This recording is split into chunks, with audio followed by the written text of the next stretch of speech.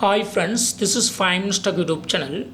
Here is Samsung Galaxy M33 5G smartphone.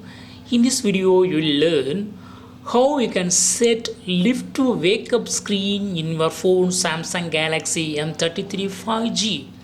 So by lifting your phone, you can just wake up the screen if your screen is locked.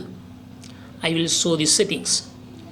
Go to the settings of your phone here and click on advanced features and click on motions and gestures.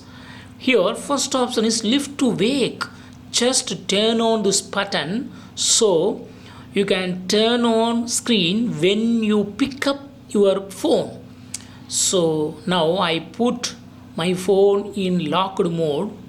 I locked, and when you lift your phone, it will wake up. See here.